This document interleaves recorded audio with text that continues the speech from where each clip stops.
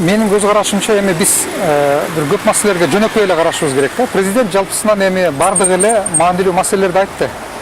Эми баарыбыз билебиз, Кыргызстанда сот реформасы, сот адамдар ушунчалык тажатты, сот реформасы боло элек экенин мойнуна алып атат өзү. Өзүнүн баягы катасы катарында да кээ бир нерселерди айтып кетти. Ушул жасалып аткан реформалар жана кадр маселесинде каталыктар кетип атат.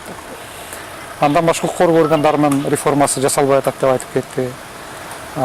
Инвестициялык климат боюнча жана сиз айтып аткан ошол саясий куугунтук дегенди айтып кетти. Көптөгөн айылдардан, жердештерден, туугандардан кайрылуулар келип атат. Эгерде биз андай нерселердин баардыгын карай берсек, анда коррупция менен күрөшө албайбыз дегени ошол кандайдыр бир деңгээлде мурдагы болгон соттук процесстерге, саясатчыларга дагы берген кандайдыр деңгээлде жөө болду деп айтсак болот да.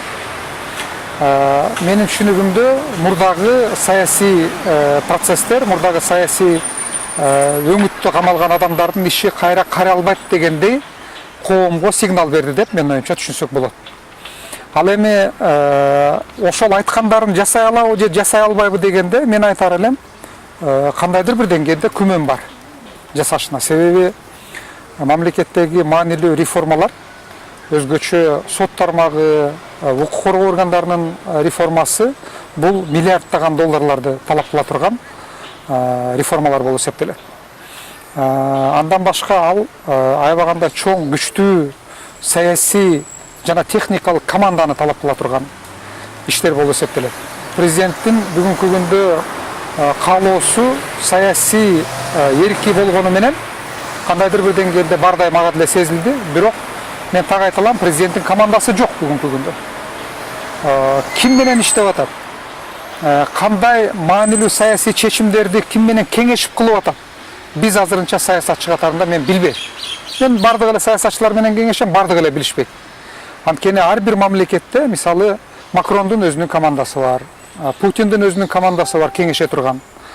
Трамптын өзүнүн командасы бар. Вот ошол Сооронбай Жээнбековго келгенде, кайсы саясий команда менен, кайсы көрүнүктүү, маанилүү кеңешчилери менен, министрлер менен, өкмөт башчысы менен маселелерди кеңешип атат дегенде, мен айтат элем, кеңеше турган эч кимиси жок.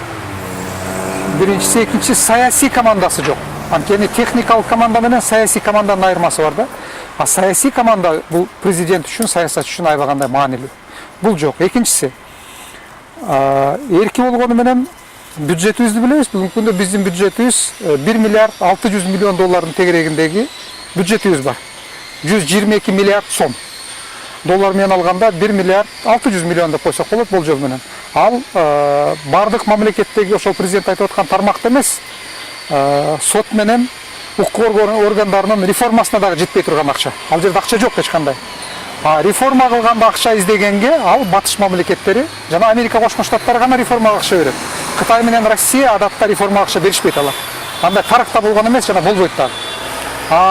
Бул жагын алып кара турган болсок, анда президент айтып атат, мен орустар менен стратегиялык өнөкмүн, орустар менен гана иштейм деп атат. Андай болгон соң батыш мамлекеттери, Америка бизге реформага акча бербейт деген сөз.